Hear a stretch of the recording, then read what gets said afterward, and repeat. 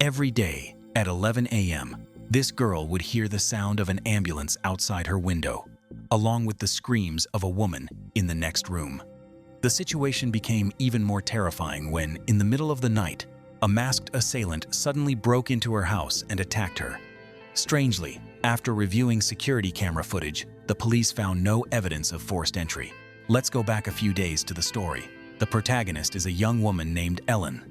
The story begins one day while Ellen was on her way home, when a stranger sprayed a strange substance into her eyes.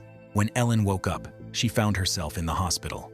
The doctor informed her that she was permanently blind, with no possibility of recovery. Ellen was shocked. For a violinist like her, losing her eyesight meant losing her career. A detective then arrived to take a statement from the assailant. After committing the crime, he stole Ellen's violin, worth over $500,000. However, there were very few clues left at the scene, and the police couldn't find any leads on the perpetrator. Ellen's only remaining relative was her younger brother, who lived abroad. Upon hearing the news, he paid for her a luxury apartment in the city for her treatment and thoughtfully hired a male nurse named Clayton to care for her. Ellen then explored the apartment. According to Clayton, her apartment was a high-end unit on the 19th floor, furnished with expensive items. From the window, she could even hear the sounds of traffic outside. Despite all this, for Ellen, everything was just darkness. Clayton proved to be a thoughtful person. He helped Ellen with everything in the house, from cooking and laundry to helping her adjust to her surroundings. After completing his assigned tasks, Clayton would always leave the apartment before sunset. In the first few days, Ellen felt terrified being alone. She tried to contact her best friend, Sarah, but no matter how many times she called, no one answered. At night, Ellen frequently had nightmares about the night she was attacked by the strange man. The next day, Clayton came to work. To cheer Ellen up, he bought her a beautiful parrot. Although it was green, for someone who couldn't see like Ellen, she could only imagine the parrot's color based on the nurse's description. Ellen then opened the window to listen to the sounds of traffic outside. She discovered that the apartment had 2 windows, but only one could be opened. Clayton explained that the other window was tightly sealed to prevent wind and dust from entering the apartment. Ellen then tried to turn on the TV to watch the news, but there was no signal at all. She felt isolated from the outside world.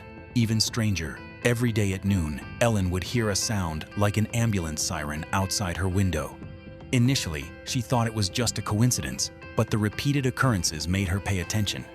Ellen then told Clayton about it, and he suggested that since the city was so large, it was natural for ambulances to pass by frequently. Ellen didn't think much of it. That night, while sleeping, Ellen heard a sound coming from the ventilation shaft.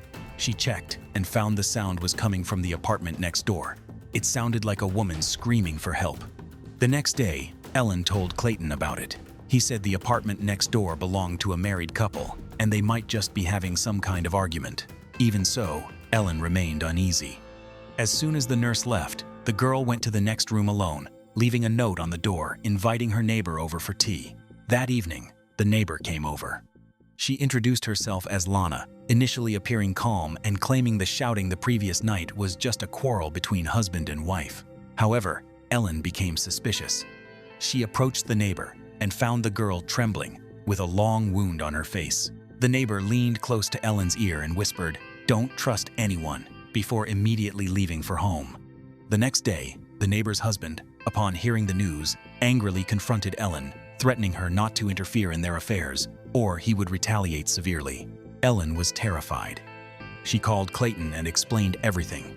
However, Clayton seemed unconcerned. Instead, he confessed his feelings for Ellen, saying he had secretly liked her for a long time and then kissed her on the lips. Ellen was shocked and shouted, refusing to accept it, and chased the nurse out of the house. However, shortly after he left, a masked man suddenly appeared and attacked Ellen. Before she could call the police, he grabbed her by the neck, rendering her unconscious. The police later arrived at the apartment to take statements. Ellen felt that the man who had attacked her and the one who had blinded her were the same person. However, the police said they had checked the apartment's security cameras but found no evidence of anyone breaking in. Believing it was all a figment of Ellen's imagination, the constant bizarre events terrified her. Clayton, upon learning of the situation, immediately came to see Ellen.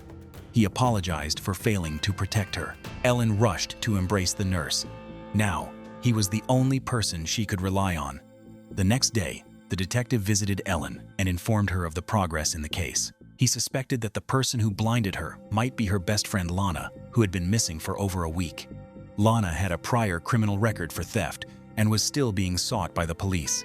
Ellen couldn't believe it. She had lost all trust in her loved ones. Ellen gradually lost her will to live after writing a letter expressing all her feelings. The girl climbed onto the balcony alone and jumped down, intending to end her life. But unexpectedly, Ellen woke up to find she wasn't dead. She was in another room, soundproofed with soundproofing panels. Above her, a loudspeaker blared the sounds of street traffic. It turned out this luxury apartment was fake. Ellen climbed back onto the railing and went inside. She tried to press the elevator button, but it wouldn't work. Even the elevator was fake. Everything Ellen knew about this place was based on the nurse's description. He then came to work as usual. Ellen angrily demanded to know what had happened. Clayton finally revealed the truth. The apartment was actually a physical therapy center. After the accident, Ellen had been diagnosed with bipolar disorder. She had been brought here to be treated and to help her return to a normal life. After learning the truth, Ellen's mental state gradually stabilized. Clayton said he would cook her a special dinner before leaving. He accidentally tapped the table twice with his hand.